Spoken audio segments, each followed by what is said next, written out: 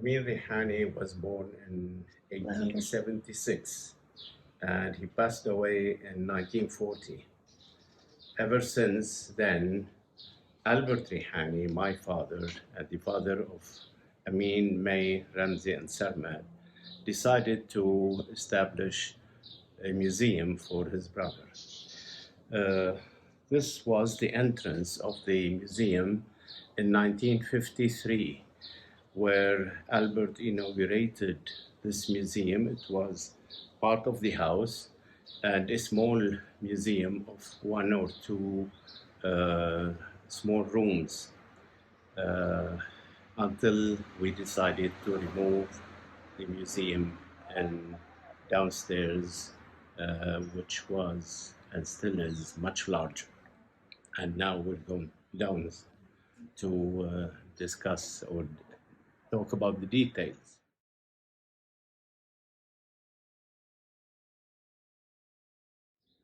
In 1986, the Amir Rihani Museum was moved into this place. The reason why it was moved is the fact that upstairs it became too narrow to receive groups of students, high school students or university students. So we thought it's high time to move the museum, enlarge it in this place where it can receive 100 students at the same time. So whatever you're going to see inside is the enlarged museum as of 1986.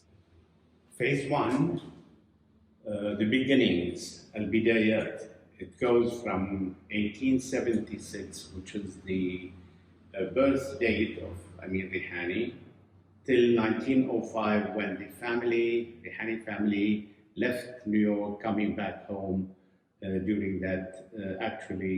It was at the end of 1904. So we thought of having this date as the date of phase one. It includes the Rihani family at that time, starting with Faris Rihani, who built this house and who decided to emigrate to New York in 1888. On the other side, his mother, Anisa Ta'mi Rihani, who took care of her family, whether in Lebanon and in the States, and immigrated with, of course, her family, her husband, and her children, and came back to Lebanon with the family in 1904. In the middle, we have his brothers and his sisters, starting with Joe Rihani, one of Ameen's brothers, who took care of the family business in New York and later in Mexico, and at the third phase in Cairo, Egypt. So they had three branches: New York, Mexico, and Cairo, Egypt. And Joe was the one who took care of the family business.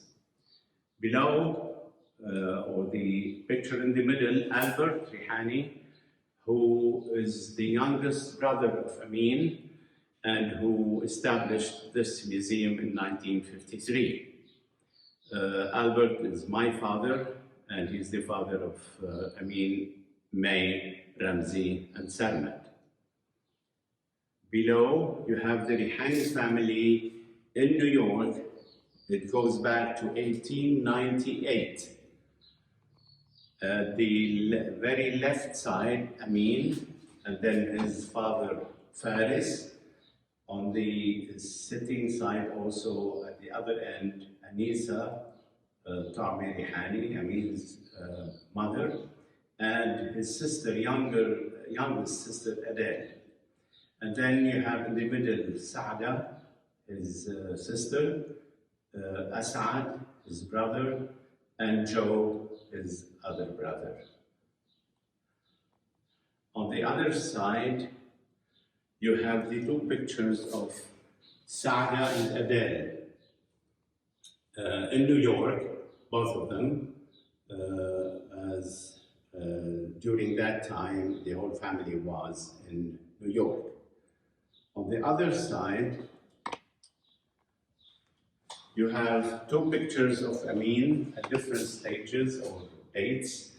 Here, when he was quite a young kid, maybe 12 years or 14 years old, in New York, and later on, at the age probably 20 or 18 or 20 years old, in New York too.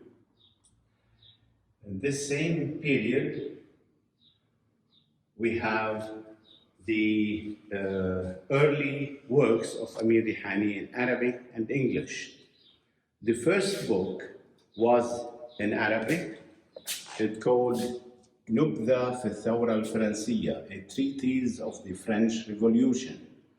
It was published in 1902 by Al-Huda Publishing House in New York.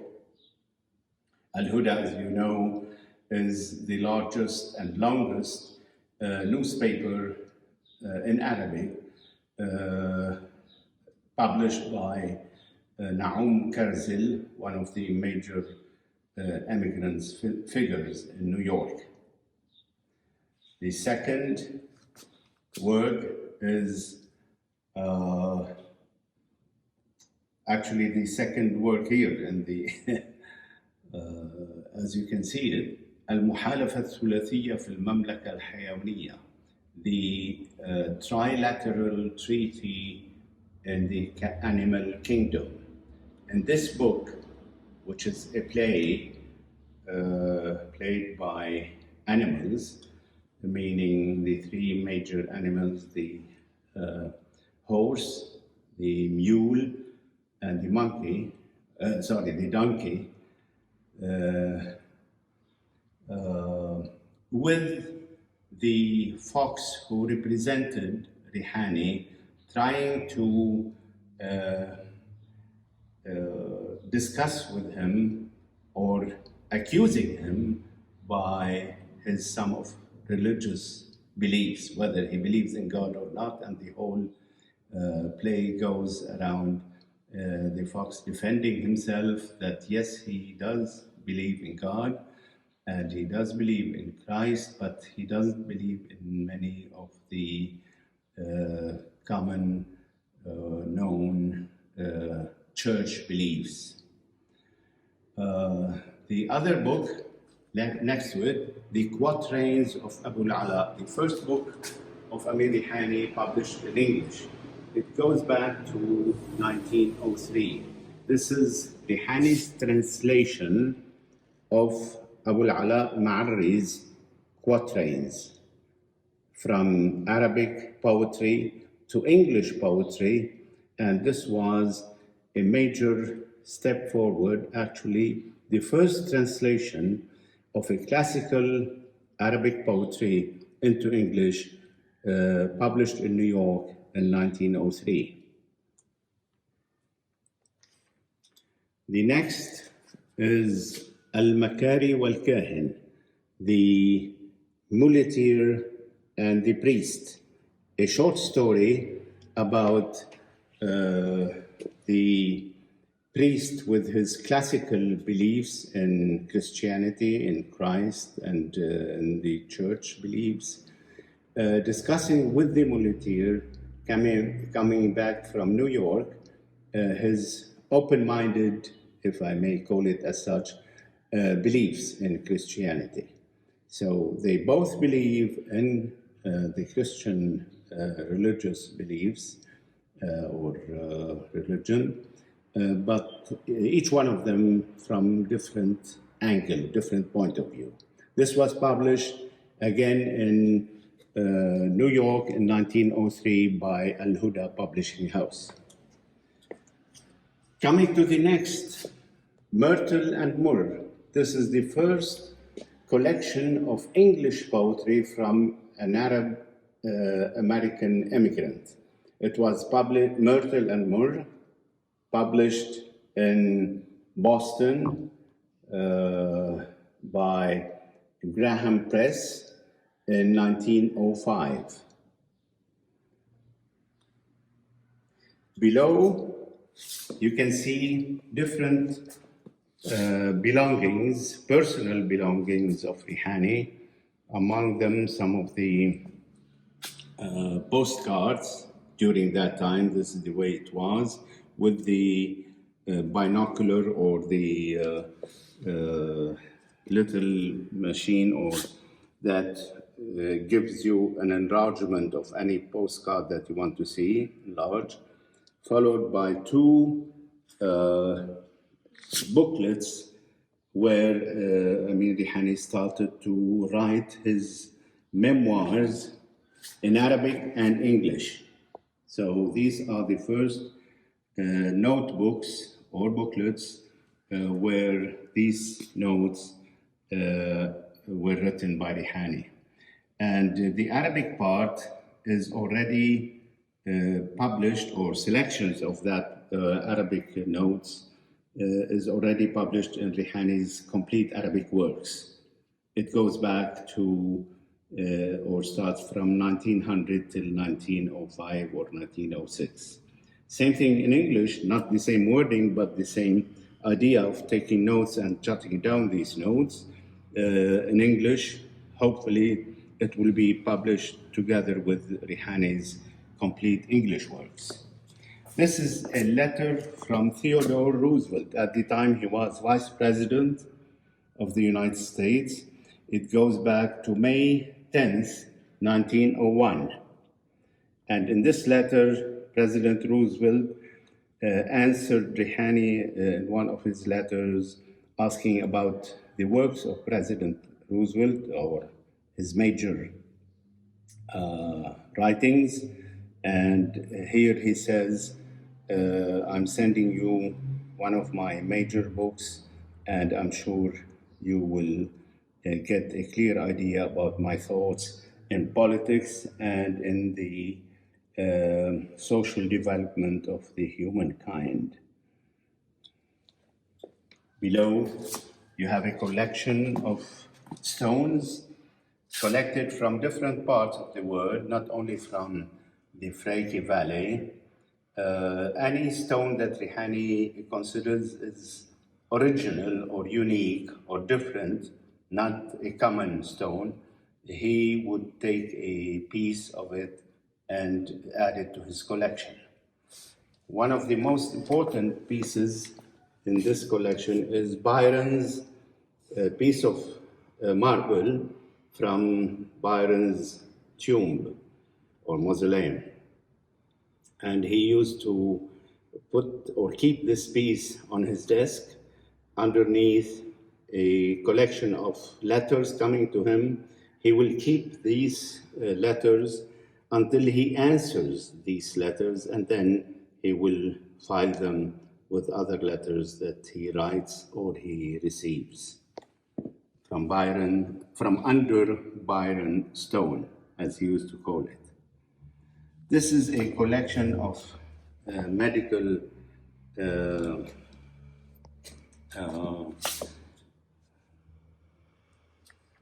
treatments, or what do you call it, the pieces or medications that he used to take with him whenever he's traveling, and specifically traveling to the desert. So it gives you an idea. On the other, at the very end here, you have the binocular that Rihani used in his trips to Arabia, and particularly to the desert, using this binocular.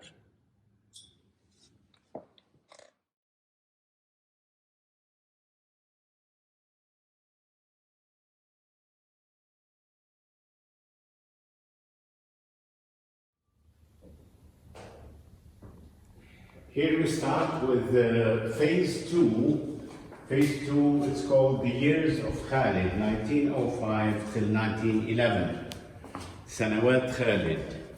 And during that period, meaning between 1905 and 1911, Rihani stayed here in Lebanon, and particularly in this house, focusing his work on two major books.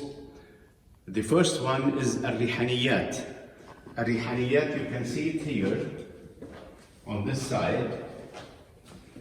It was published in 1910 in Beirut. And Rihaniyat is a collection of essays in literature, in philosophy, and in political reform. This collection of essays, or Rihaniyat, gave the major or readers who are interested in Rihani to have a clearer idea about his thoughts, whether literary, philosophic, or political. After that collection was published in 1910, a year afterwards, his major book in English, the Book of Khaled, who is a novel, a philosophic novel that was published in New York in 1911, Dodd, Mead and Company.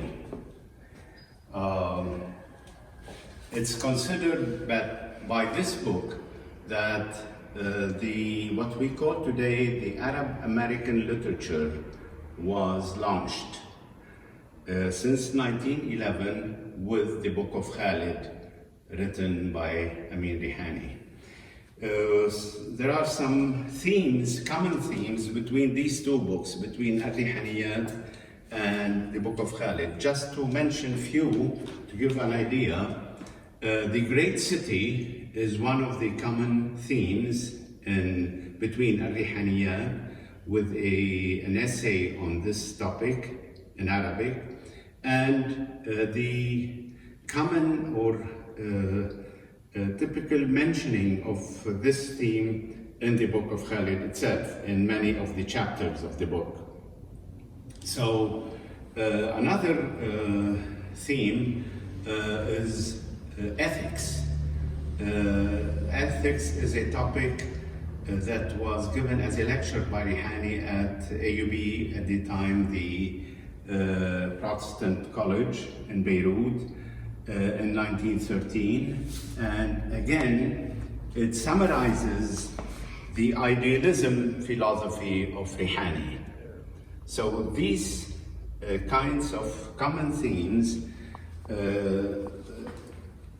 made some of the scholars consider that these two books are a major key to Rihani's thought. Rihaniyat in Arabic, Rihani essays, and the Book of Khaled in English. What you see here is some of the translations of these two books. For instance, the Rihani essays, this is the translation of Rihaniyat into English. It was published at the centenary of Rihaniyat in 2010 in Beirut, and published in Washington, Platform International.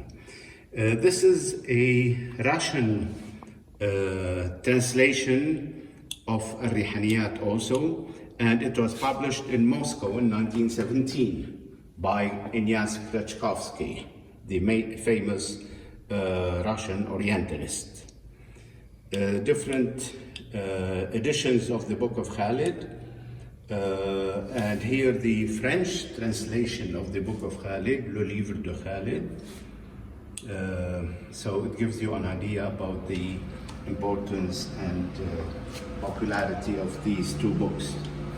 Down you have samples of his texts, the official ones, 1 and 2, and in front of them the natural ones cut from the nature, from the Freki Valley. Coming to the next step, the drawings that you have seen here in this collection are the drawings drawn by Khalil Gibran specifically to the Book of Khaled, 6.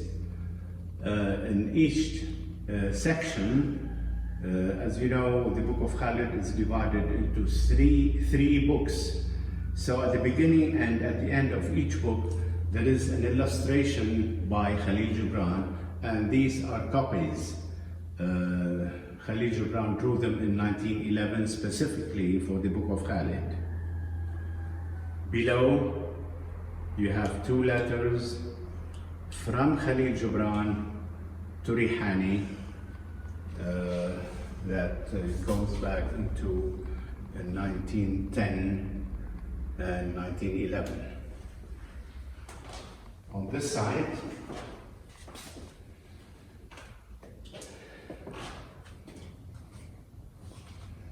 the keys of the Rihani residence between 1870 and 1970, 100 years.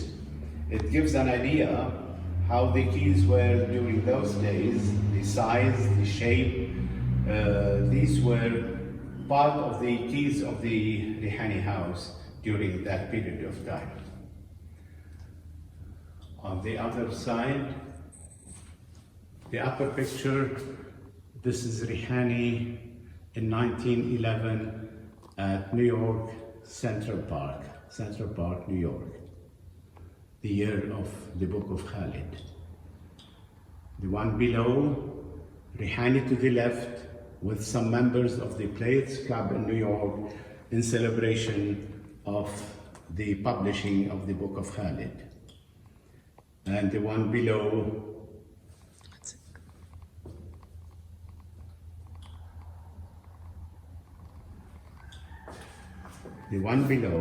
Rihani to the right side with his stick, next to one of his friends, an American writer, Russell Millward, in New Jersey, 1911.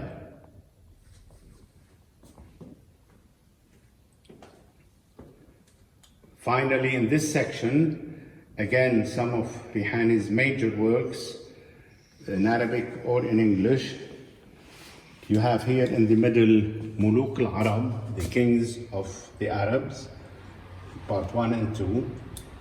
And this was published after Rihani's trip to Arabia, and it was written and published in 1924 in Beirut.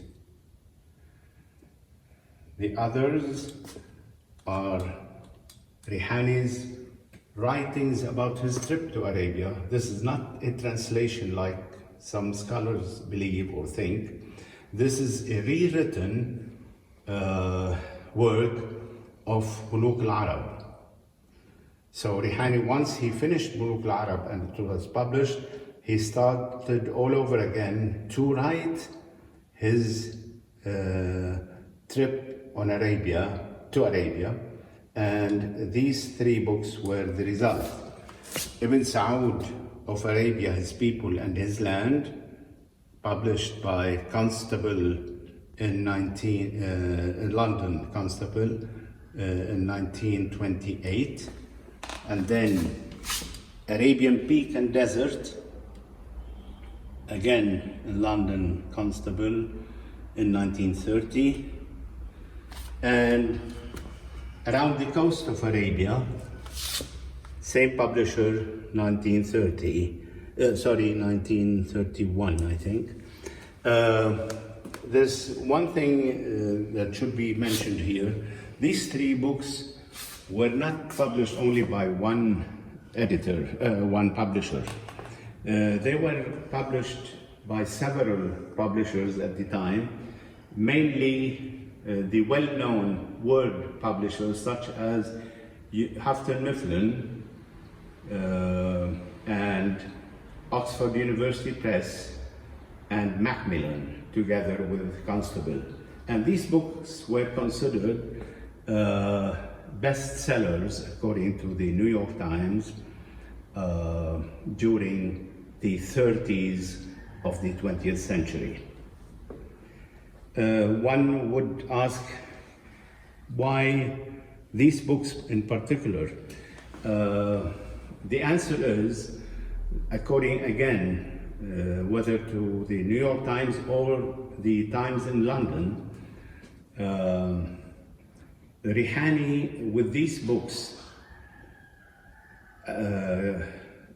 presented to the West a picture, a literary, detailed picture about the Arabs and Arabia from an Arab point of view, unlike the Orientalists who wrote about the Arabs and Arabia either before or after, but from a Western point of view. So according to scholars, this is the first theme of its kind presented by somebody who owns this theme, if I may say so, rather than somebody coming from outside. So this is one of the reasons, a major reason, why these books were considered bestsellers at the time.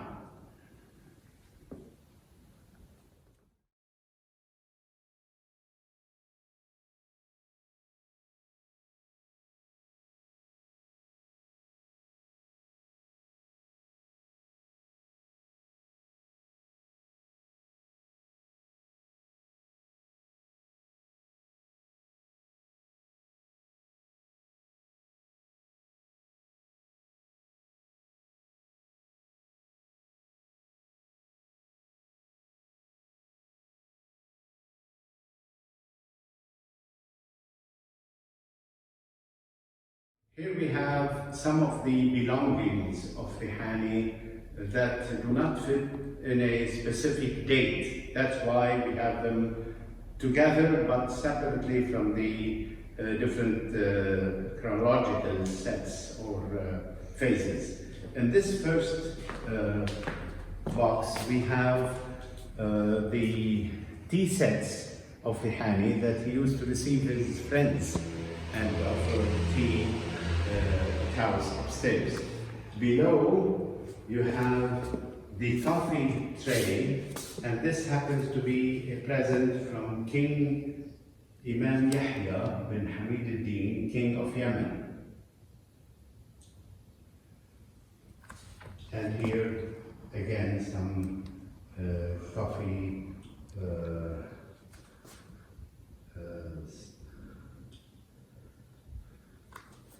what do you call them, breed to present Arabic coffee.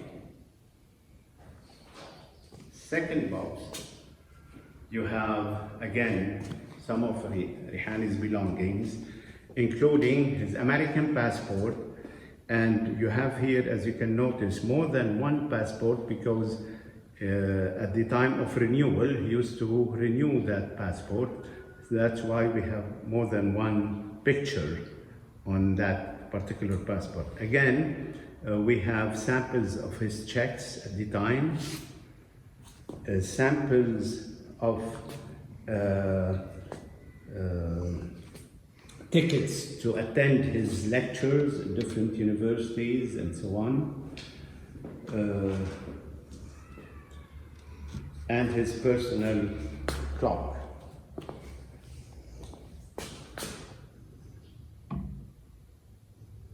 Below, you have his pipes. He used to smoke cigars and pipes a lot. Some of his eyeglasses, and the one especially that he used during his desert trips in Arabia, and the different items that he used to use during his trip to Arabia, and particularly to the desert. And below, the items that he used on his horseback, trying to get away with mosquitoes and with flies. These are the samples of his personal belongings. The third box, you have presents from the different Arab kings. The sword, the gold sword in the middle is a present from King Faisal of Iraq to Rihani, together with the upper set, which is the Arab ink pots and some of the Arab pens that he used to write with. And all these are a collection from a present received from King Faisal of Iraq to Rihani. The sword below, at the very end, this is a present from Amir Ahmad Jabir Subah, the ruler of Kuwait, who happened to be the father of the present ruler, because the system in Kuwait, the hereditary goes not from one son to the other, but from one cousin to the other, because to keep the two families of a Sabah family exchanging their role and their presiding the Emirate of Kuwait.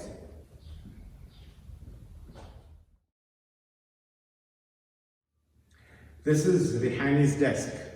It goes back to 1902 when he voted in New York, and later on he shipped it here to Freki, Lebanon, from New York, and when the family came back at the end of 1904. As you can notice, you have on the desk some of his Arabic ink pens with the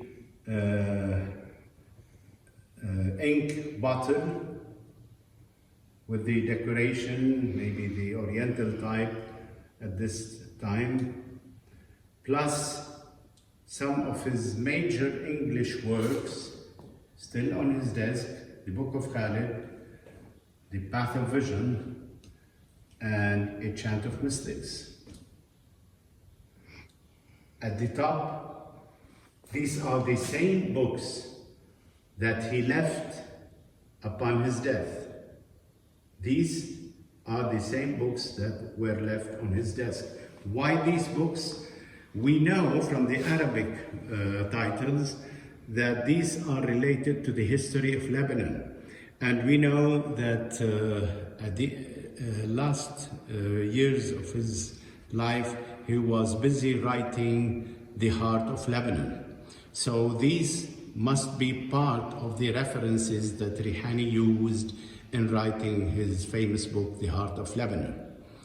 But as we know, this book was the only unfinished book because he passed away before finishing it.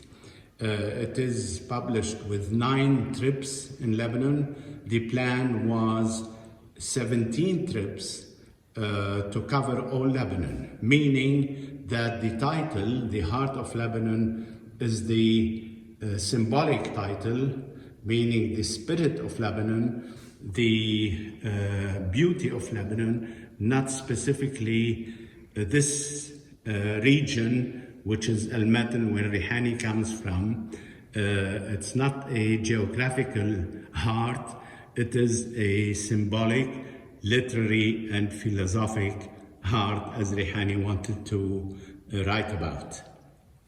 Again, talking about the few pieces around Rihani's desk, we have the standard dictionary used by Rihani next to him always.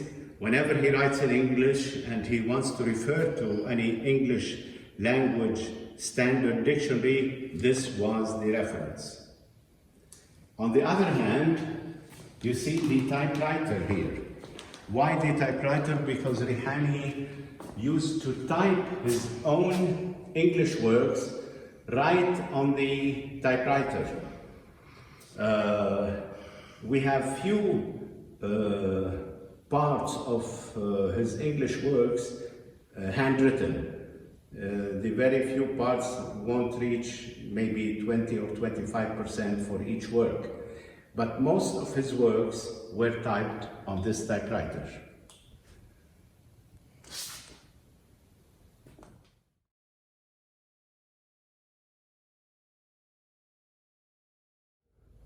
The third phase is entitled The Experience of the West between 1911 and 1921. Why the experience of the West? Because during that period, Rihani lived in New York, a few trips to Europe, but mainly he was experiencing the total Western thought, whether at the literary level or at the philosophic level, including, in some cases, the political level. So we thought of having this title for the 10 or 11 years between 1911 and 1921 for Rihani in New York. Starting for this phase, some of the related directly or indirectly different topics or subjects. This bust is made by the Brazilian sculptor called Malozzi. This was done the year of Rihani's launching the museum, Ameen Rihani Museum, 1953. This was a present from the Arab and Lebanese immigrants in Latin America. So we received that bust the same summer when the Ameen Rihani Museum was launched. Underneath, you have 3 decorations from 3 different countries. And these were received upon Rihani's death. Starting here from Lebanon during the French Mandate,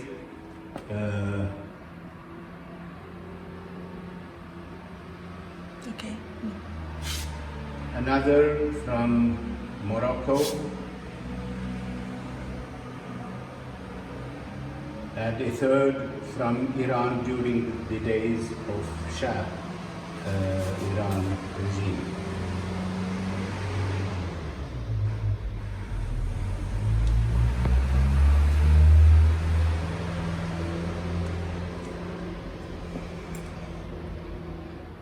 That's right. Okay. Coming to this side, in this box you have the major Rihani works in Arabic or in English published during that period.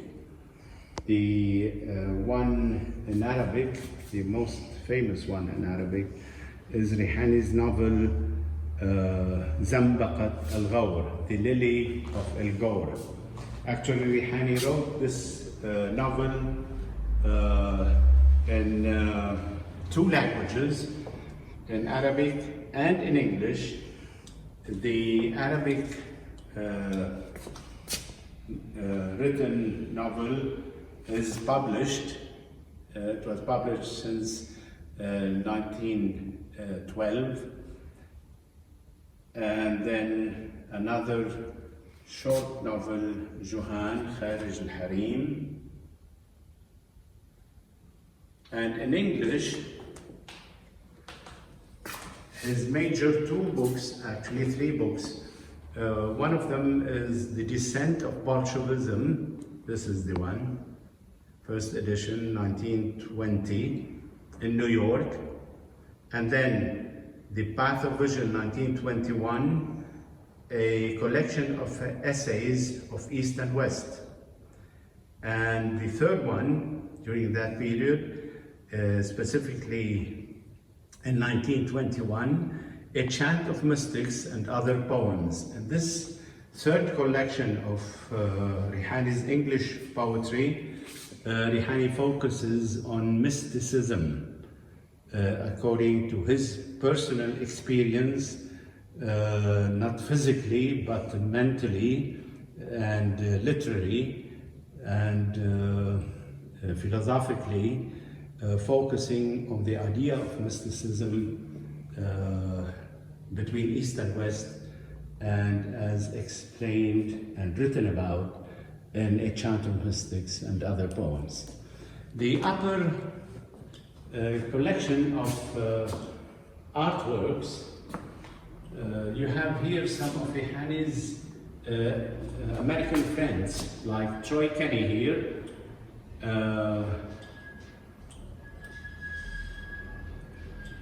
and other works by American artists who used to send Rihani some of their works as a present.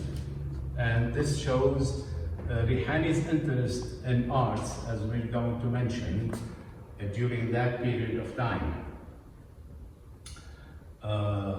Between 1918 and 1921, Rihani used to publish critiques of art in major American magazines specialized on this kind of art.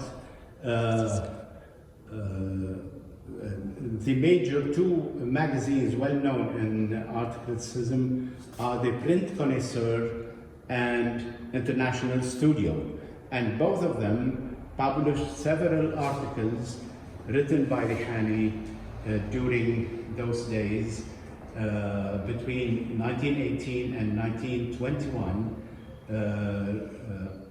art critics written and published by Rihani. You have the picture of the famous American poet Walt Whitman, and this is drawn by the famous American artist S.G. Wolfe. So this carries two major names, Walt Whitman by S.G. Wolfe. It goes back to 1921, and this shows or represents as a document showing Rihani's influence by Walt Whitman and the idea of modern poetry.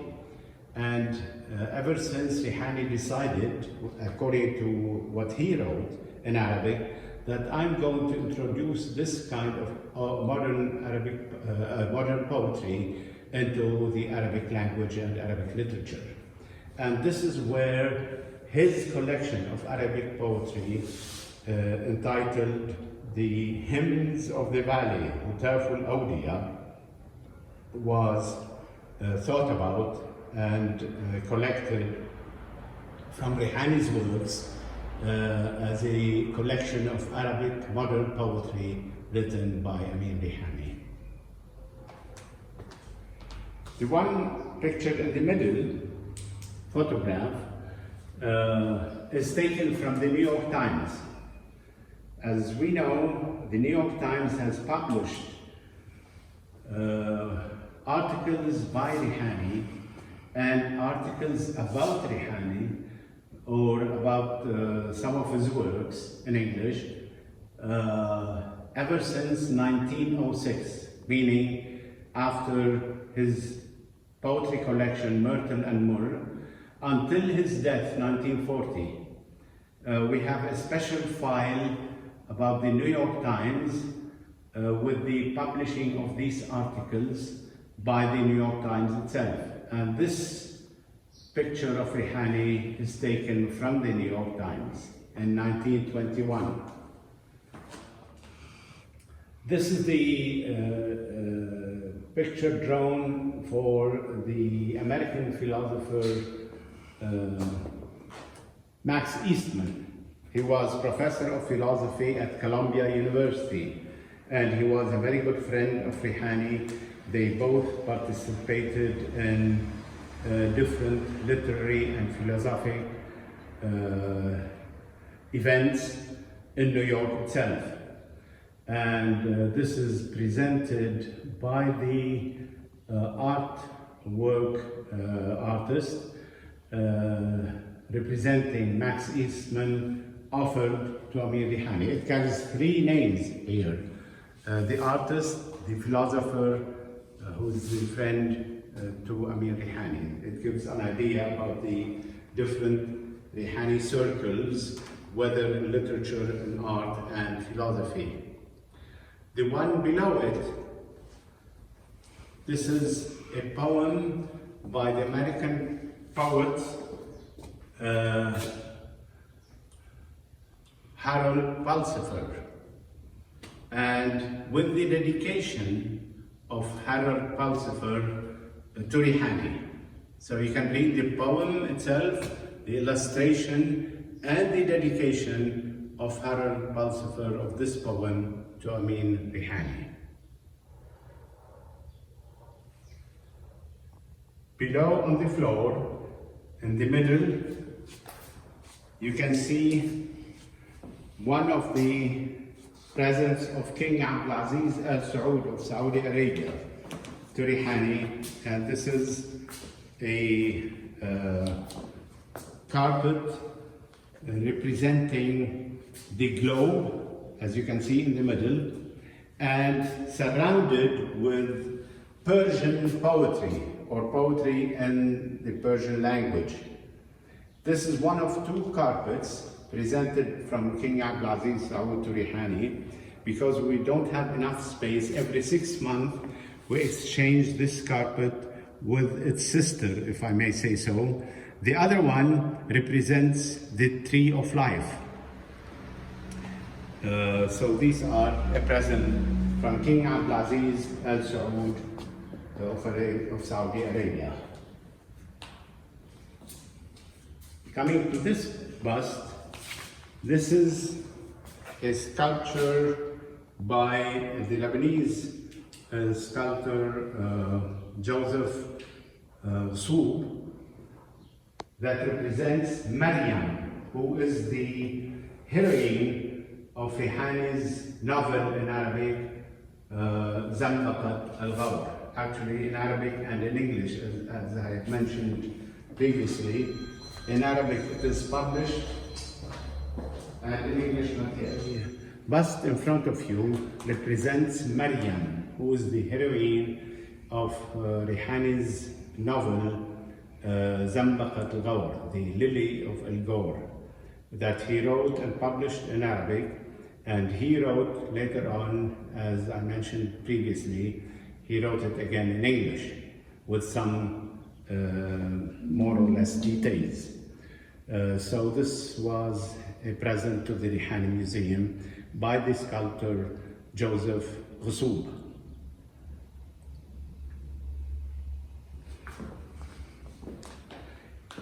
Finally, in this section, you have first the bust of Rihani by Joseph Hwayik, the Dean of Lebanese art sculptors.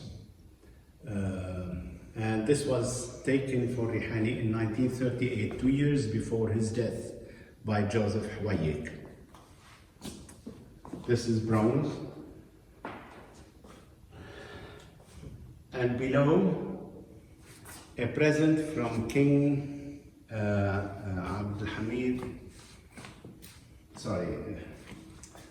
Imam Yahya bin Hamid al-Din. Let me repeat this.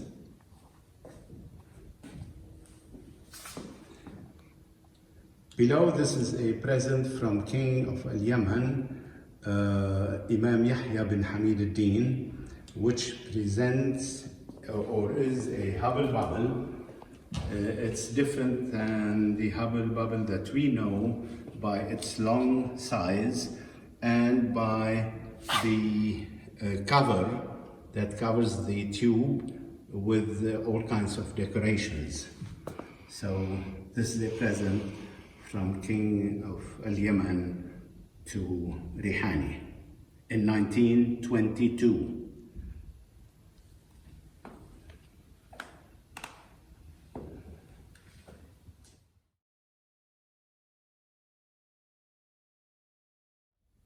This section is called The Arab Dream, 1922 till 1928. Why 1922? Because this is the date of Rihani's trip to Arabia, where he met most of the kings and rulers of Arabia, and later on he wrote his books in Arabic and English about this trip.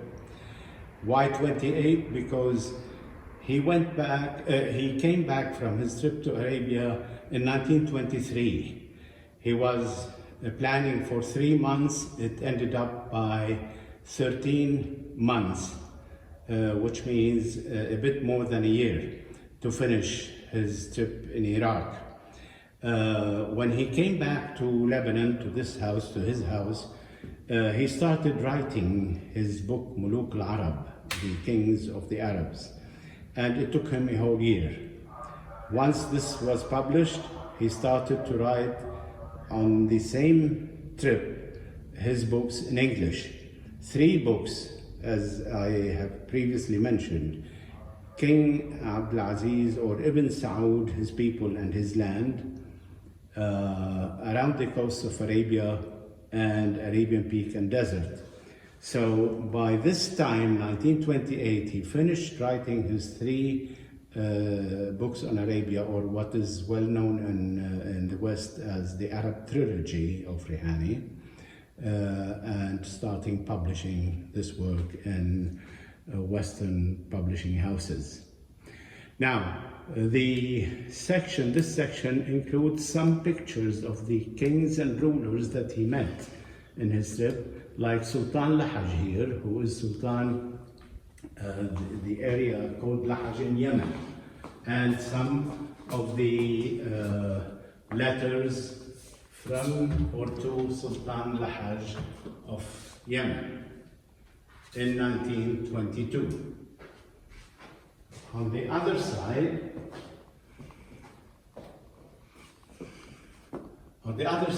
the same idea, kings that met, or Rihani met in his trip, like King Hussein of Hijaz, Sharif Hussein, Rihani in his Arab dress,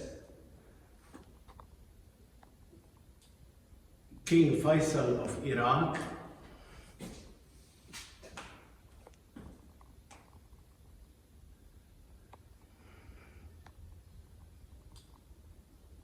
King Ghazi of Iraq, the son of Faisal the first, and Rihani with his horse Noura, which is a present from King Abdulaziz of Saudi Arabia to Rihani after that trip. And among these pictures, you have photocopies and sometimes originals of letters from these kings and rulers to Rihani at different times. And for instance, this one is written by King Faisal in his own handwriting. It gives you an idea about the handwriting of King Faisal of Iraq, Azizi Ameen.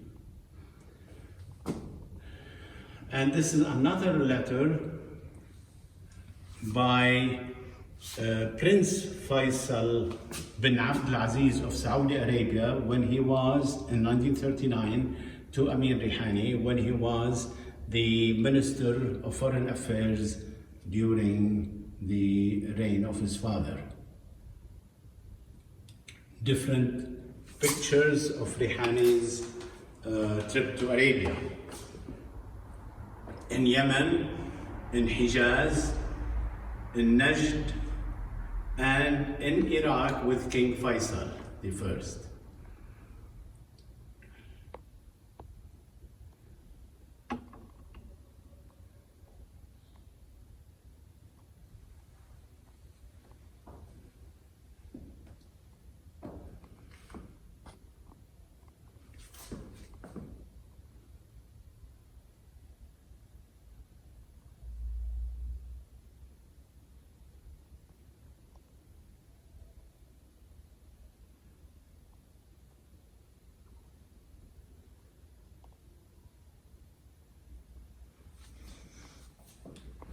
Here back to some of Rihani's personal belongings.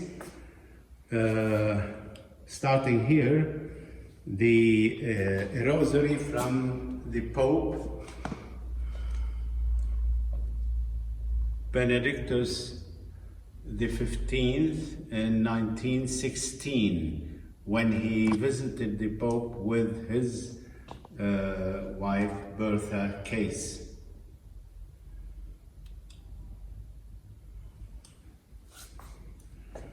Uh, Here some of the belongings like the eyeglasses and the cross that belongs to Ameen, Ameen's mother.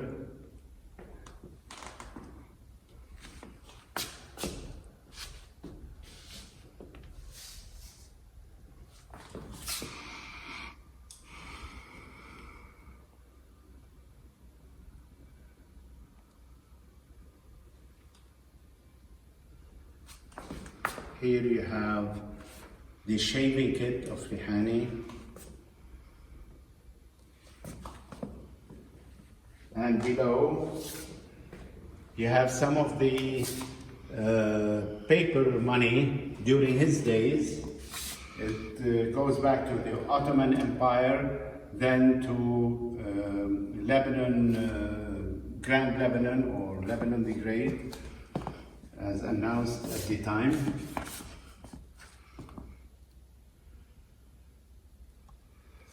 And below, some of the umbrellas of Bertha Case's wife and shawls.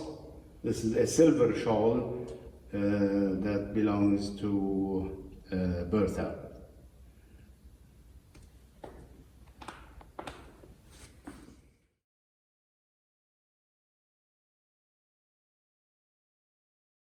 Okay, this is Rihani's brass bed.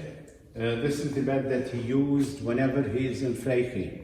Along all these years, from 1905 when they came back from the States till his death, 1940. It's worth mentioning here that in his first collection of poetry, Myrtle and Moore, there is a poem entitled My Brass Bed. So it shows how much he was attached to this bed with all its design and whatever. He used this bed all his life. Next to it, the hat column, as we call it, that includes, as you can notice, it includes all designs of hats, from the New York high hat that he used in New York, to the European hats that he used in London and Paris and some of the American cities also, to his summer hats that he used here in his garden in Freiki, and the Faisaliya, it is called, the hat that King Faisal introduced to the Iraqi leaders, and they started to use it. And Rihani, whenever he used to go to Baghdad, he visited Baghdad several times, he used to wear this hat, Al-Faisaliya. And finally, some samples of his clothes, European clothes, his white suit, for instance, his suit for riding horses that he used almost every other day, going on horseback riding up to Beit Shabab and coming back. So this gives you an idea about his clothes, whether European or American or Lebanese. You can see more of some of his Arab clothes samples in the next room.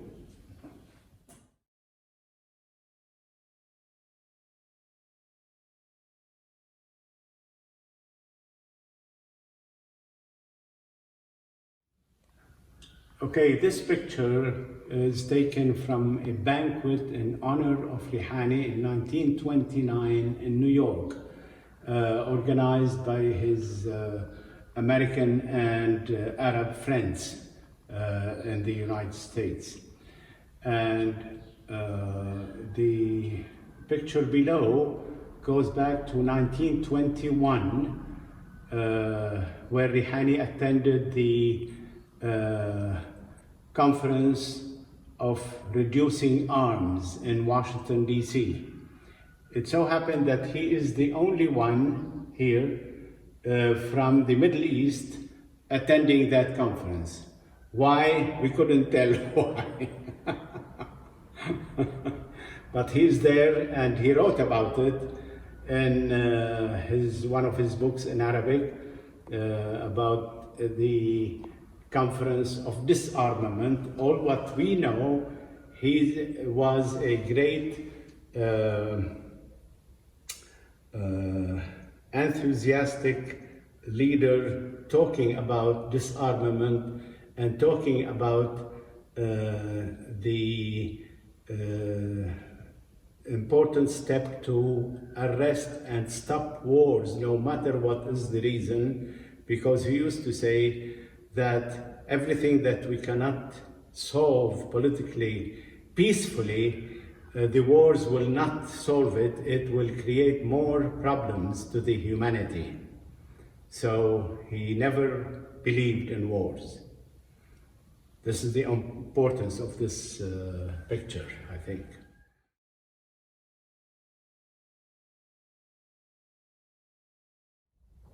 In this room, you have some of the items that you've not seen in the other areas or other parts of the museum, just to show some of the personal items, again, belonging to Rihani. For instance, in this back end, you have Rihani's bathroom.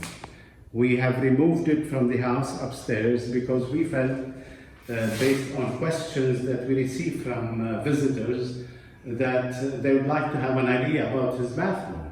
So this is exactly the bathroom that he used. Each item is the same.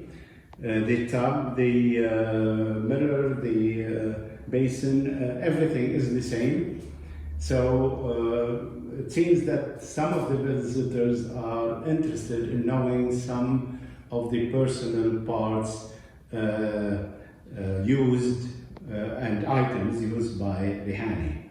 Again, we have talked about samples of his clothes.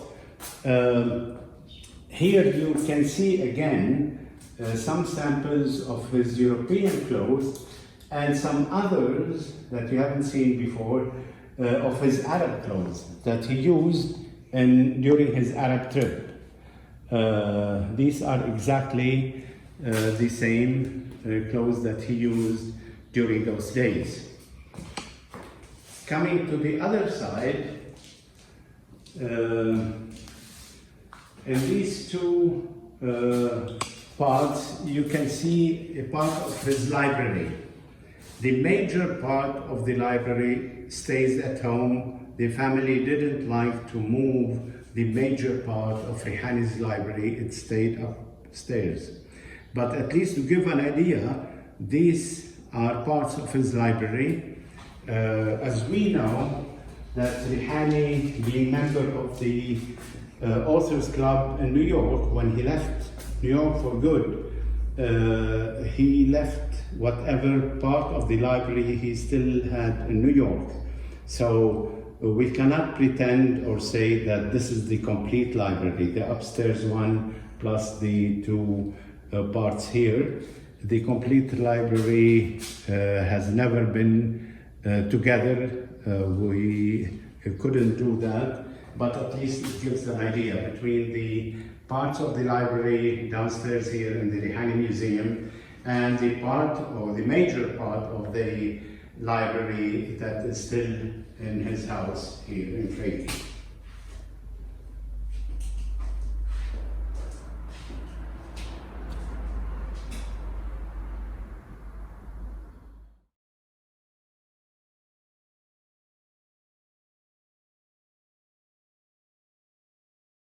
Here we have some home items during the Rihani days, including the wall clock that was hanged in the sitting room. His death was at 1 o'clock September 13th, 1940. So we thought of leaving the clock at the time of his passing away. Below we have the rec chair, and this was one of the chairs that he used to use and sit down in the afternoons, like having a nap or some rest. And in front of it, the fire kit, including the fire fan, the brass pot for the fire itself. So this one was in place of the fire heater or whatever we use today, instead of this whole fire kit that was quite popular during his days. On the other side, we have the sewing machine. This belongs to his mother, to Ameen. You can see the different details, the machine, the drawers for different sewing kit and material. This was used by Ameen on regular basis. And coming to this side, this belongs to or a part of Ameen's desk, including the Encyclopedia Britannica. This goes back to 1919 edition. It was considered one of the main editions, specifically after World War I. On top of it, you have his Arabic dictionary.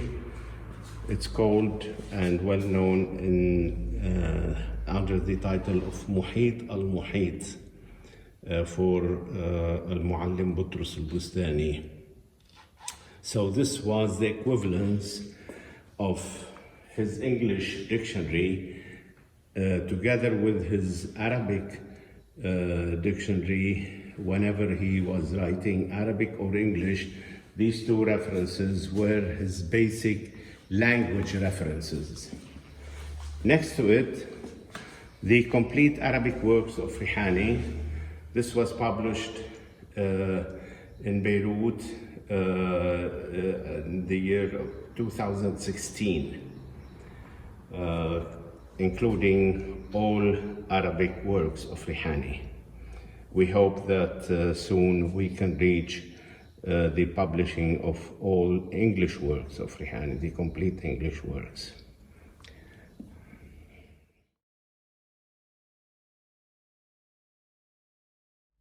Now we are in front of Phase 7 in the Rihani Museum. This is entitled The International Horizons, the last 12 years of his life between 1928 and 1940.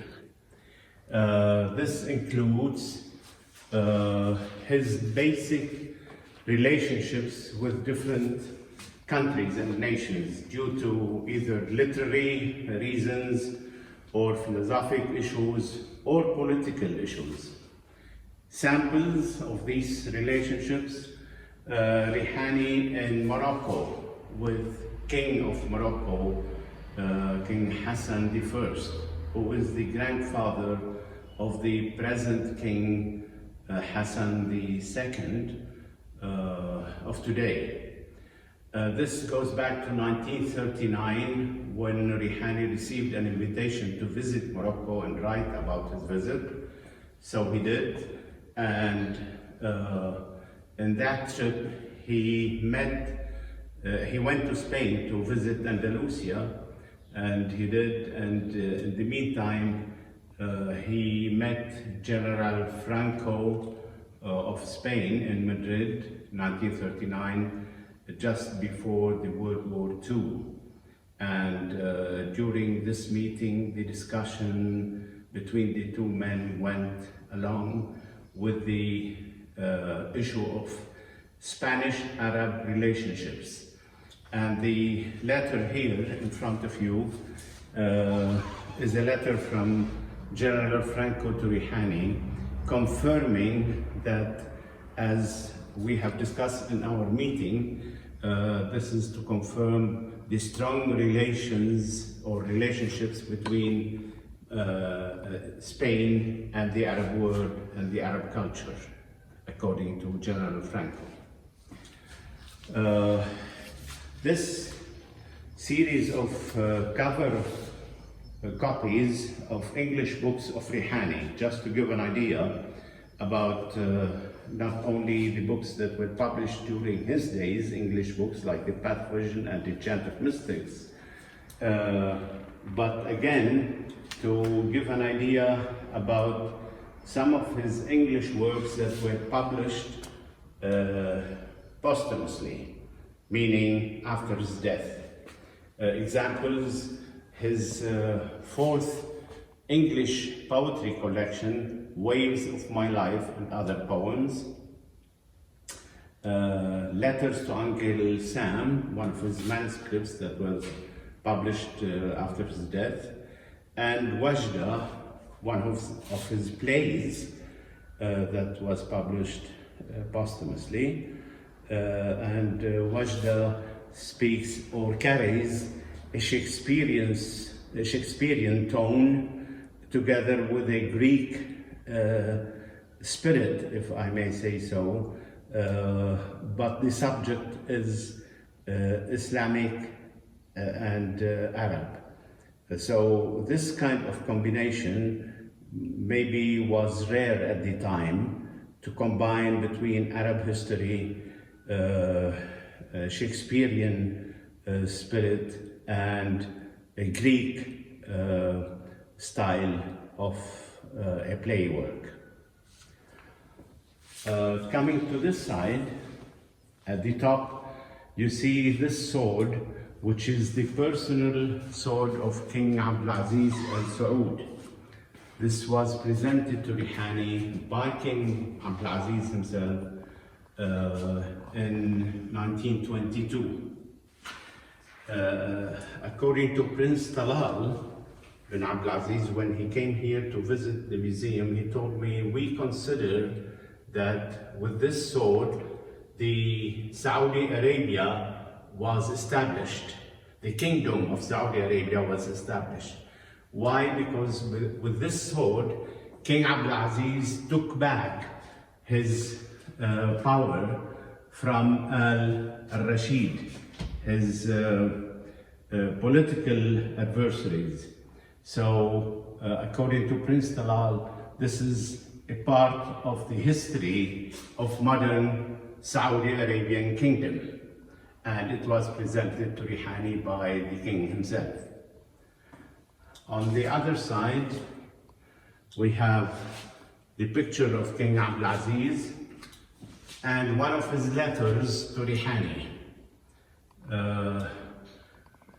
We have published a book under the title The Correspondence of Ameen Rihani and King Abdulaziz, in about 300 pages, covering all the letters between the two men, back and forth, and giving an idea what was the basic issues, what were the basic issues discussed, mainly political, social, and educational. On this box, you have samples of Rihani's works, Arabic and English, that were published either between 1928 and 1940 or posthumously after his death, English and Arabic. Among them, The Heart of Lebanon, and this is part of the manuscript of The Heart of Lebanon with a one-page sample with Rihani's handwriting. Among other works here, you have My Story with May, meaning the story of Rihani with May Ziedi, one of his friends, literary friends, and the way they got introduced to each other and followed each other's works and interests of Arab modern literature. Among them, My Will in Arabic, that summarizes his political and philosophic thought, and You the Poets, again summarizing Rihani's understanding of modern poetry that should be introduced to Arab literature, Arab modern literature, as he thinks about it. On the corner here, we have this piece from Al-Kaaba. This is a sacred piece according to the Muslim religion. Usually it is cut every year from the Kaaba itself and presented to presidents or kings of Muslim countries. As far as we know, that Rihani as a Christian is the only Christian to receive such a honorary present from King Hussein of Al-Hijaz. Usually, as we know, it is presented to Muslim rulers and kings, and based on that, we think that Rihani might be the only Christian to have received this kind of a present. This is a letter from Amir Shakib Irslan to Rihani, and the last section, piece in this section is the dagger, which is a present from King Hussein, Sharif Hussein of Al-Hijaz. We know that Sharif Hussein offered or bestowed on Rihani the title of princehood, but Rihani refused to accept it, and he explained to the king himself that I'm honored, but I'm sorry, I cannot accept this, because I started my literary career in writing articles against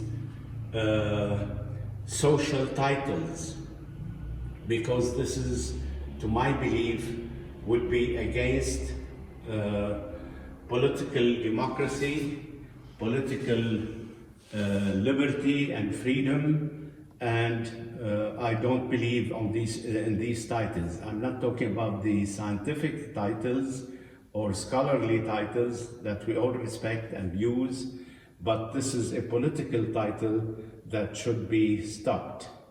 So sorry, thank you very much, but I cannot accept that.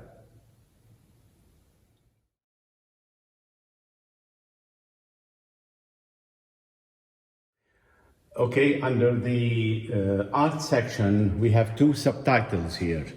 One under the title of Drawings by Rihani, and the other is Rihani by Selected Artists.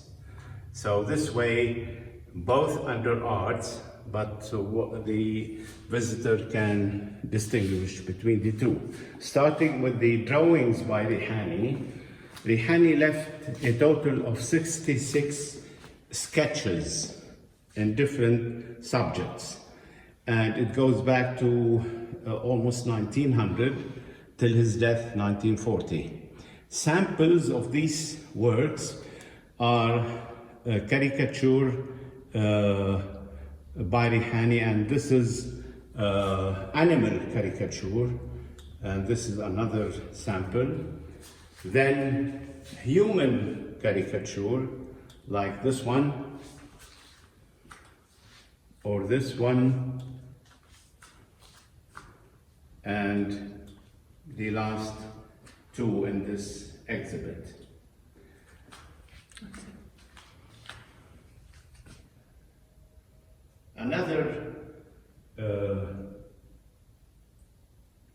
Another subject of these sketches, Arab figures. The most famous is the portrait that Rihani took to King of Yemen, Al-Imam bin Hamid al-Din. Because the Zaydi sect do not does not believe in taking pictures, Rihani took it secretly to Imam Yahya after several meetings with him. So before he left Yemen, in the last meeting, Rihani explained to King Imam Yahya that I know that the Zaydi sect does not believe in taking pictures, but I'm planning to publish in my book, Muluk al-Arab, the kings of the Arabs, at least one picture for each of the kings and rulers. So I took this picture and he showed him that picture for you. If you don't want me to publish it, I will not publish it. I'm showing it to you. If you allow me to do so, I will include it in my book. So the Imam Yahya told him, although what you said about my beliefs are true, but since you have taken it without my knowing, so I have no problem in using it or publishing it the way you want. So it was published, the only picture of Imam Yahya in world international newspapers like the New York Times and Washington Post, the only picture of Imam Yahya drawn by Rihani.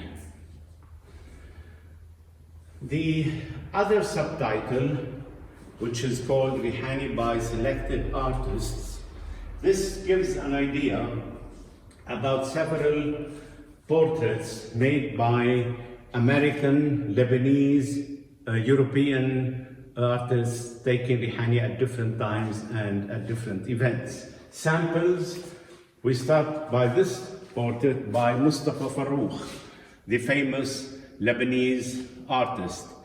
He took it in 1938, 2 years before Rihani's death. And this is watercolor. It is quite or very successful in the terms of showing the personality of Rihani and his character that made this portrait one of the most successful ones. Also, Mustafa Farrokh drew Rihani at different events and different dates. This is oil painting, a picture of the oil painting that is found today at the National Lebanese Library in Beirut. This is quite larger, and it is kept in the Lebanese National Library. Rihani by Mustafa Farrokh. Another work by Mustafa Farrokh, Rihani at a younger age. Here again, coming to, also by Mustafa Farrokh,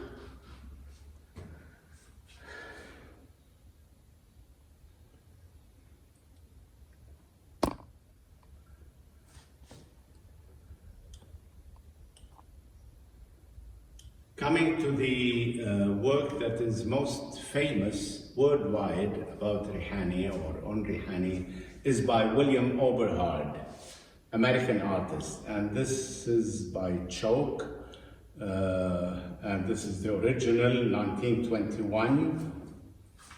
And it's the world famous work by Oberhard on Ameen Rihani. The other work by Oberhard is this one, again, same date,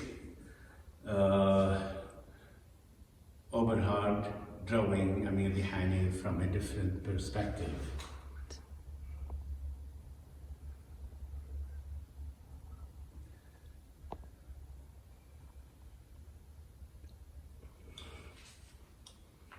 Here we have a new artist, well, in this collection, a new artist, Ameen Rihani by S.G. Wolfe, the American famous portrait artist.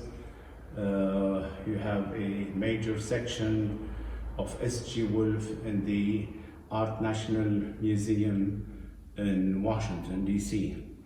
And this work is, again, a famous work signed by S.G. Wolf about on Ameen Rihani, 1920.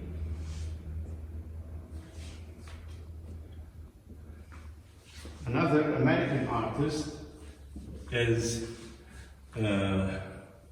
Helen Peel. Helen Peel left two works or two portraits on Rihani. It goes back also to 1920. This one is a pencil work on Rihani's face.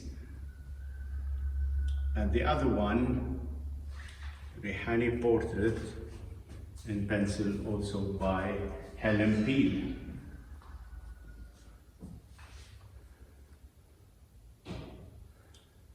Followed by two works by Pierre Sadiq, the Lebanese famous caricaturist. And it goes back to 1963 and 1965. This is Chinese ink. You can notice here the caricature side drawing Rihani with three different hats representing three different cultures. The Western culture, European and American, the Arab culture with the Arab kafia and aqal, and the old Ottoman culture with the tarbouch. So this represents Rihani carrying the three cultures as represented in his literary works, Arabic or English.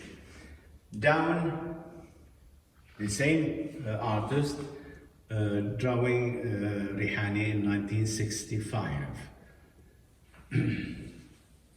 This is Chinese ink. Here we have Halim Jarda, the famous Lebanese artist again, drawing Rihani in 1972, I think, yes. This is pencil, and it focuses on Rihani's face again. Margaret White, 1925, Chinese ink. Radwan Shahal, Lebanese artist, 1965. Rihani at a later age. Samir Abi Rashid, another Lebanese artist, Chinese ink.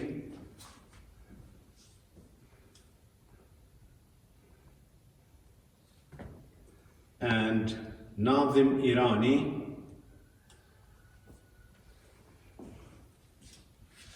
(1965), Chinese ink.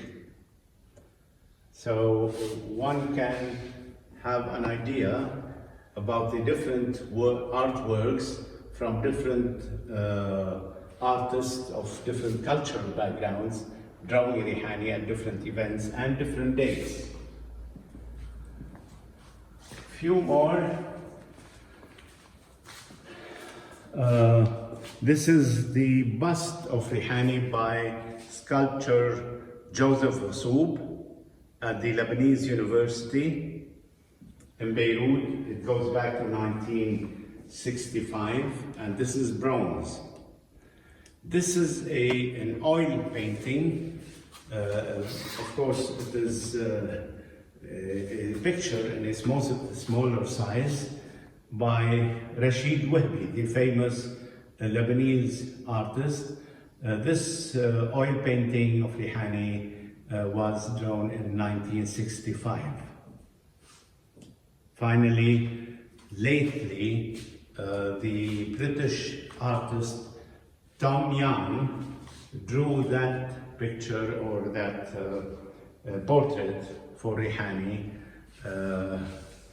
for the Sirso Castle in Saufar in celebration of the relationship between Rihani and the Sirso family. It goes back to the early 20th century. This is again oil painting, and Tom Young, of course, didn't know Rihani personally. This is taken from other pictures and portraits.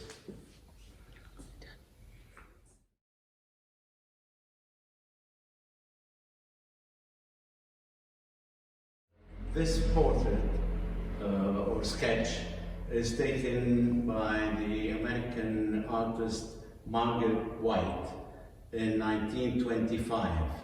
The interesting approach to it is the idea of combining the European clothes and the Arab kafia and hijab in Rihani's appearance. So as you can tell, when we say 1925, it means after Rihani's trip to Arabia. That's why I think Margaret White focused on his European suit and at the same time covering his head with the Arab kafia and hijab, representing Rihani's personality and approach to his literary and political works. The one underneath is another portrait by Mustafa Farrokh, Chinese ink. It goes back to 1940, the year of Rihani's death. So, as if Mustafa Farrokh made it a point that for that particular event or during or after Rihani's death, he wanted to have a portrait of Rihani, Chinese ink, signed by Farrokh, dated 1940. The last two pictures in this section, this is Rihani in a speech in Jerusalem, Palestine. It goes back to 1927, and of course it focuses on the problematic issues, political issues of Palestine during that period of time. Finally, this is a document from an Italian document celebrating Rihani's interest in world cultures. And in the States, the Italian Cultural Garden asked Rihani to plant a tree in that garden in honor of Rihani and his focus on world cultures. And this is a document celebrating this event. It goes back to 1935.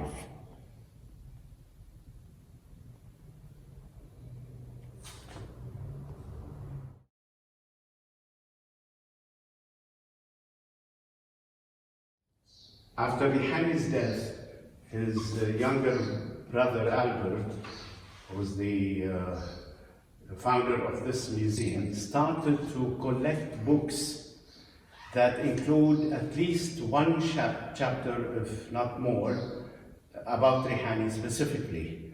And these books, whether in English, partly in French, and then in Arabic, whether in prose or poems, whatever is the case, any book focusing or having at least one chapter or more, or one poem or more about Rihani, he used to collect it, and we try to keep that specialized library, if I may say so, as Albert started to build it, and we're trying to continue with this idea and add any books that include something, not something, a chapter at least, or a poem or whatever it is on Rihani, regardless of the language, but it adds to this library.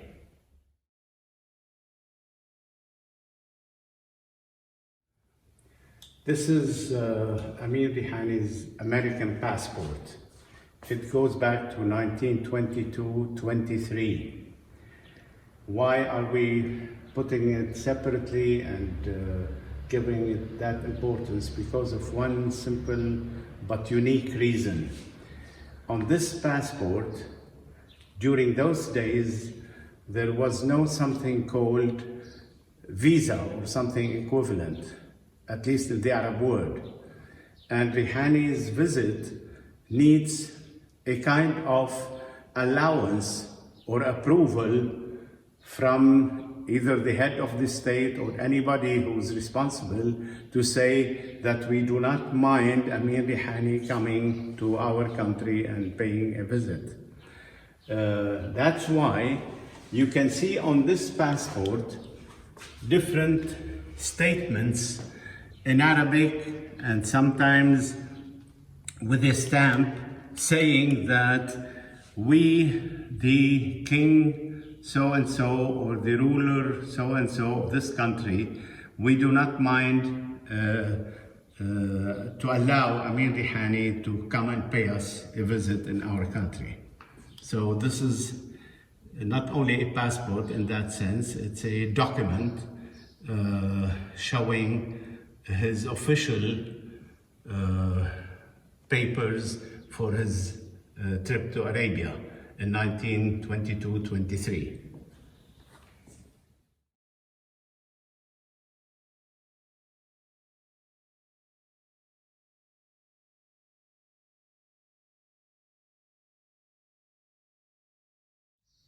This is the last photograph of Ameen Rihani. It was taken in 1940, the year of his death. As you can tell, this portrait, which is again a photograph, it carries his detailed features, and maybe this is one of the reasons that why it is that popular.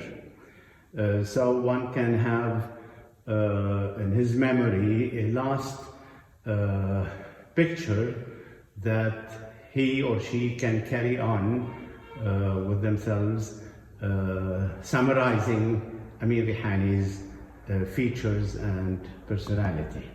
Now, the same picture, an artist from Ukraine, married to a Lebanese, the famous Lebanese sculptor Pierre Karam. Her name is Larissa Milankova Karam.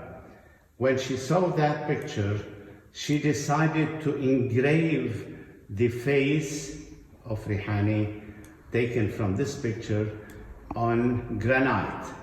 So you can see the original picture, the artistic reproduction on granite, focusing on Rihani's face. This date, the picture goes back to 1940. The engraving or the artistic reproduction goes back to 1903. Now, you can see next to that, this is an artistic reproduction of Rihani's motto, the famous motto of Rihani, قل كلمتك وامشي, that he translated in the following saying: say your say and go thy way. Say your say and go thy way. قل كلمتك وامشي. It summarizes Rihani's not only personality, it summarizes his total or global outlook to literature, philosophy, and politics. Finally, this engraved portrait of Rihani was made in 19 76 in one of his memorial events. And again, this is taken from one of the, or more than one of the artistic reproductions of Rihani by different artists. So this section shows all these little and important details.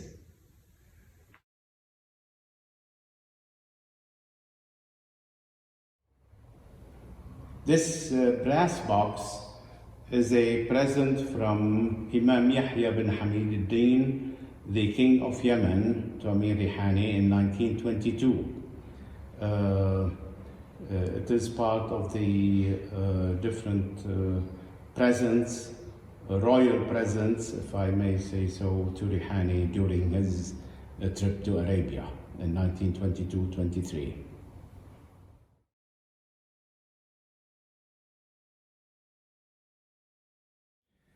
This is the section of Bertha Case, Ameen Rihani's wife. Bertha was an American artist, a painter, and these are samples of her oil works. As you can notice, most of these, or some of these, are or carry a Moroccan Arab background, because she went more than once to Morocco and she portrayed some of the local sceneries, whether nature or people, as exhibited in her works. And the last one exhibited here is still nature. And you can notice her signature, B. Rihani. This signature she carried until her death, until her last exhibition that took place in 1970 in California. And this is the pamphlet concerning that exhibition. This is a caricature by Bertha, a self-portrait, if I may say so. This is a picture, another picture of hers in 1916. And this is a caricature herself on a donkey in Morocco.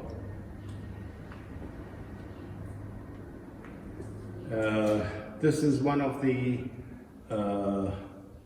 I may say, musical instruments that she carried with her from Morocco in one of her visits.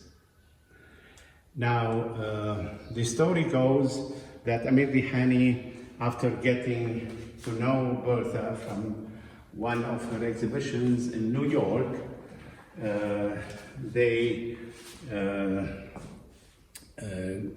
got closer and closer until they fell in love with each other and decided to get married. And they did in 1916. Bertha carried on with her artwork, encouraged by Rihani, and Rihani carried on with his writing work in different languages and different topics. When Rihani decided to pay a visit to Arabia, he asked Bertha to join him, to come with him to Arabia. It was difficult for Bertha to say yes, and maybe difficult to say no. So this was a first or a major reason where they disagreed on this trip. Bertha apologized from not being able to join Rihani in this trip. Rihani apologized for deciding to go alone, leave and go on his trip as planned with no interruptions.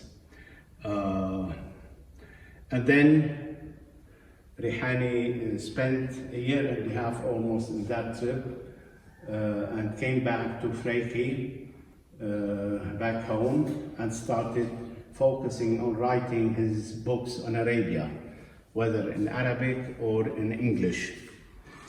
During that time, they were separated, and this separation ended up with a divorce 1 year before Rihani's death, meaning in 1939.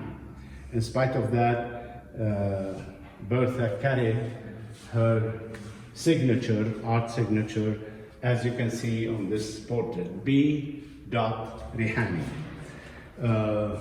In 1953, Albert, planning to inaugurate the Rihani Museum that year, in the summer of that year, decided to invite Bertha to come and attend, as he decided to invite Joe from Mexico, his brother Joe, to come and attend that inauguration. For different reasons, both of them could not come during that summer. So Albert extended the invitation for both, for Bertha to come and spend summer here in the next summer in Freiki, which she did. And during that period, all kinds of interviews with newspapers and magazines in Lebanon and the Arab world in different languages, meeting the wife of Ameen Rihani and discussing with her different issues related to either art or literature or East and West and so on. So at the end of that summer, Bertha decided or wrote her will, according to Albert's reference, and she mentioned in that will that I would like to have my burned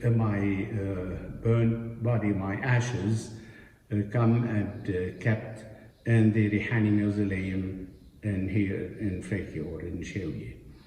And this is, Albert promised to execute that will, and in 1970, which means 30 years after Rihani's death, Bertha's ashes were moved or removed from the United States to Lebanon and to keep them in the Rihani Mausoleum here in Freiki.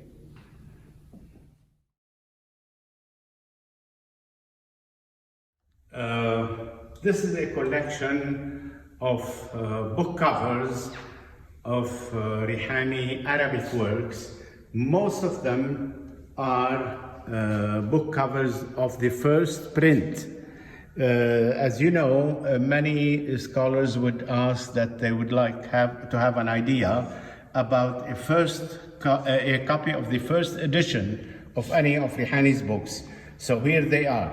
Of course, they are not a total of the whole collection, but a good collection giving samples of these first edition Arabic works of Rihani.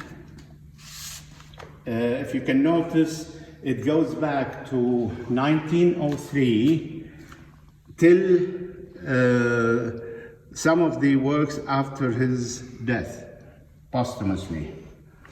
So a scholar or any interested student, a PhD student or whatever, can be really interested in reviewing or seeing those first edition book covers. Okay?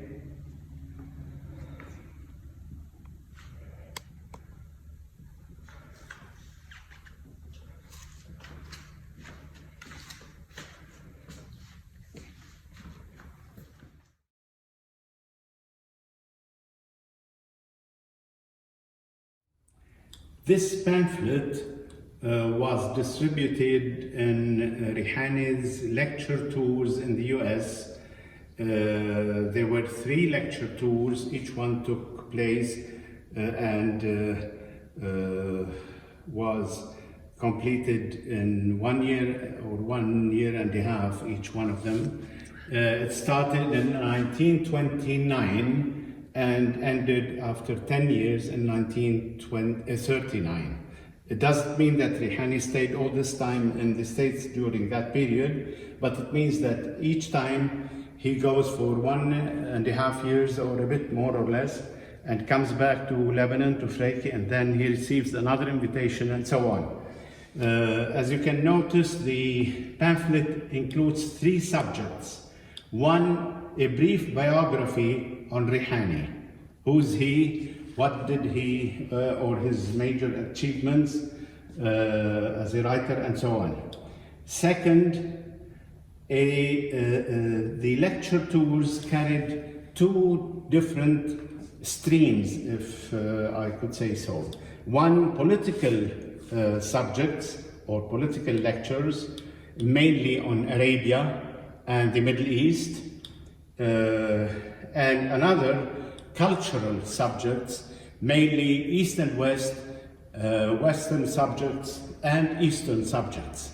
So anything related to Middle Eastern studies, whether in literature, in philosophy, in politics, was part of these lectures. The third subject comments on Rihani's works or lectures from different writers in the United States. So this would give any person who doesn't know Rihani at all a brief information, but thorough in a way, to get a clear idea who is that person.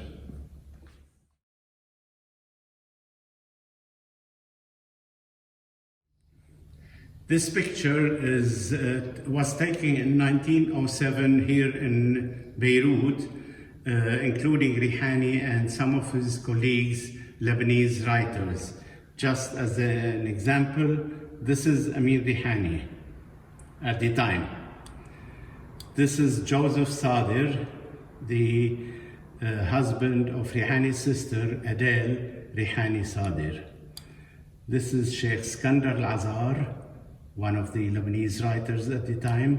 This is Al-Akht Al-Saghir, the famous Lebanese poet at the time. This is Sheikh Ibrahim Al-Mundhir, a Lebanese writer, well known at the time, and so on. We don't have the names of all of them, but this gives an idea about Rihani and his colleagues in Lebanon in 1907.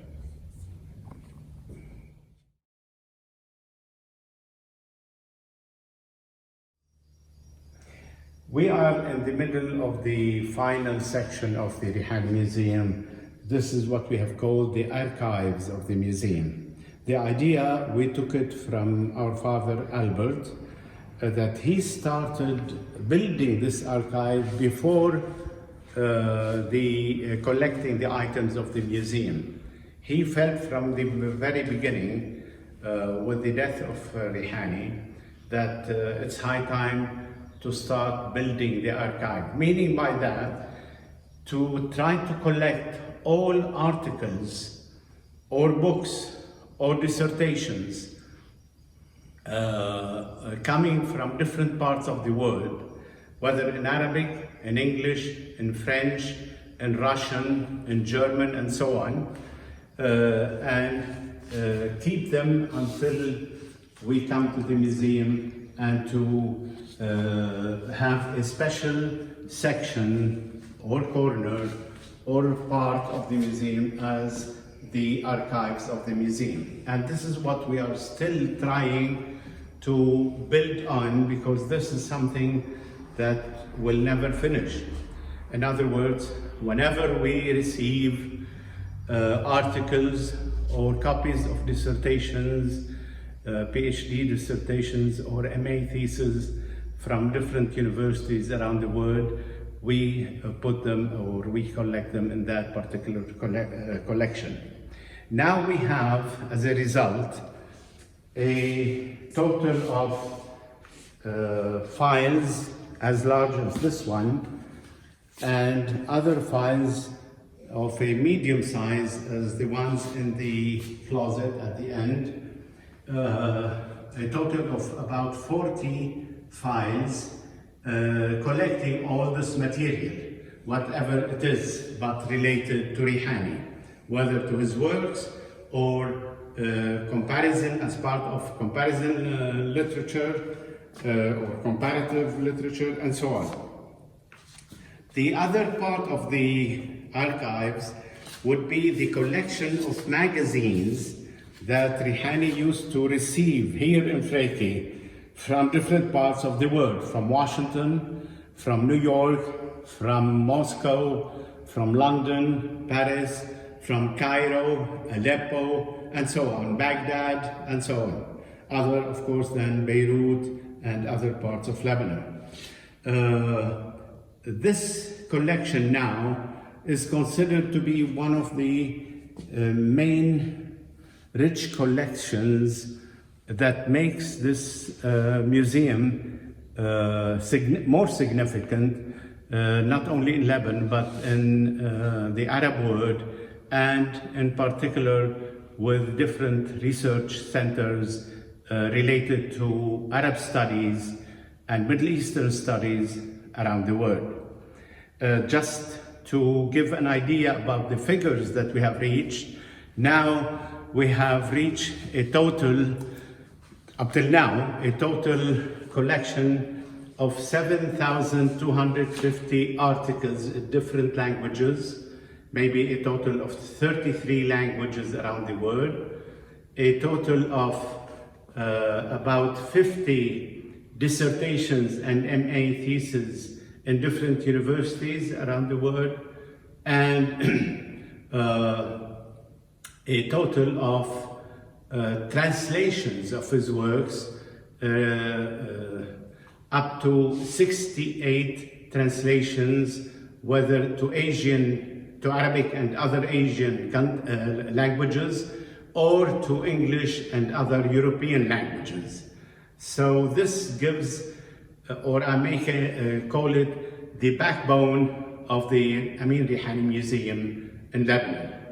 The last project that we had with the University of North Carolina, State University of North Carolina, who asked the permission to come and digitize all these archives, and we have approved on that. The Ameen Rihani Institute in Washington has approved on that, and today they have this unique collection that could be considered as a first reference for any PhD dissertation or any MA thesis around the world.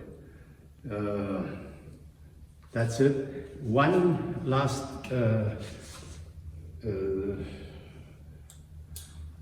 you can see this. Disc. This is the original of the disc that you can see on the first picture taken or video taken in this series by Joseph Hwayek. This is now kept in the Rihani Museum here in this corner. And this is the signature of Joseph Hwayek. It goes back to 1954, the year of the inauguration of the Ameen Rihani Museum, Yusuf al-Hwayek, 1954. This picture is the Rihani house, upper floor, and the museum, Ameen Rihani Museum, lower floor. And right now we are here. We are behind that window at the upper left corner in the Rihani Museum, just to give you an idea where we do stand right now. We are in archives, but part 2, to complete the explanation needed. The covers of translations that you can see here were executed upon a request from scholar visitors that we should have, or we should focus more on the translations of the works of Ameen Rihani. Examples, you have here the German translation of Al-Makari wal-Kahin, an English translation, an Italian translation of the Book of Khaled, a Spanish translation of Al-Maghrib al-Aqsa, the Far Morocco, an English translation of Al-Rihaniyat, the Rihani Essays, the Arabic translation of the Book of Khaled, the Chinese translation of Al-Rihaniyat, the Persian translation of Wafa al-Zaman, a play by Rihani on Al-Firdausi, the famous Persian poet, the French translation of the Book of Khaled, the Arabic translation of the Path of Vision, an Arabic translation of the Descent of Bolshevism, the Russian translation of Al-Rihaniyat, or one of the Russian translations, the French translation of Wafa al-Zaman, Faithful Time, the Bulgarian translation of Al-Rihaniyat, the Rihani Essays, the Russian translation of Al-Rihaniyat, the Hebrew translation of the Kings of the Arabs, Muluk al-Arab, the English translation of Hymns of the Valley, Hutaf al-Awliya, and one of the English translations, early English translations of Qalb Lubnan, the Heart of Lebanon. Now we go back to this trophy. This is upon a banquet of honor organized by Rihani's American and Arab friends in New York in 1931. And he received that trophy at the end of this banquet. Coming to this part, you see 4 different pictures of Rihani. And these are unknown, almost unknown pictures. And that's why we thought it's necessary to show Rihani at different ages to give an idea how does he look at, for instance, here, Rihani at the age of 35, age of 40, almost, age of 45, and age of 50. This is more known because this is taken from the New York Times. The others are less known. Rihani's bust by Joseph Hwayik. Again, this is the original, the clay bust, and you have seen the bronze bust before. Finally, these works are made by Khalil Gibran to Rihani in 1911 and 1912. We do not have any of the originals of Gibran's work to Rihani, but we do have some of copies, some of these in copy. The copy of the original of this work is in Gibran's museum in Msharri.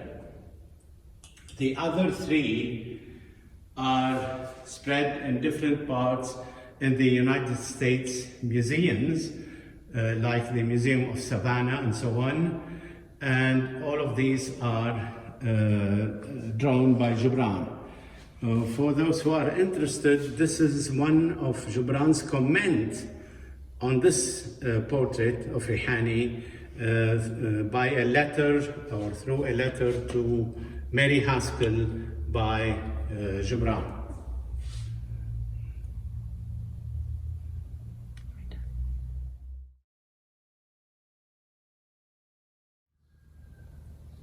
This is just to mention that the actual bust that you can see in Dik al-Mihli here in Matan, Lebanon, is 2 meters high. A smaller copy was taken, or duplicate, 75 centimeters high rather than 2 meters, was taken to, is now placed at the University of Syracuse in New York, and another duplicate, or another copy, same size, same smaller size, 75 centimeters, is at Tufts University, Boston.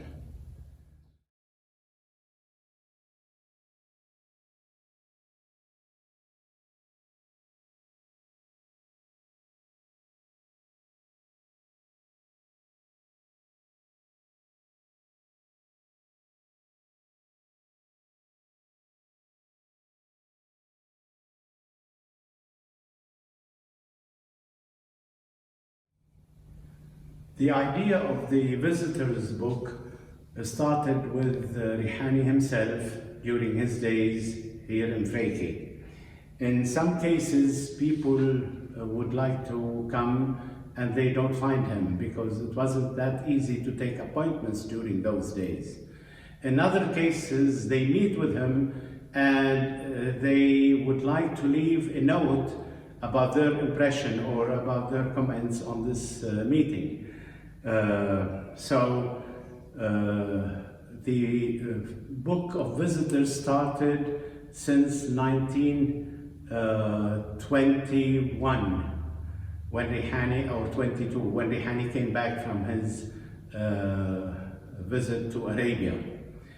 And this is the visitor's book during Rihani days. And of course, it carried on till his death, 1940. This is the third book of the Rihani Museum visitors and the fourth book out of the total book of visitors from Rihani's days till today.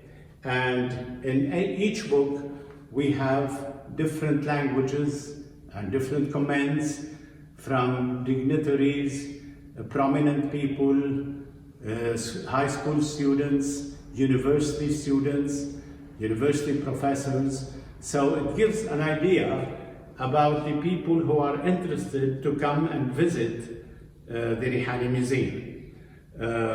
We carry on the dates, if we are including the Rihani Days visitors books.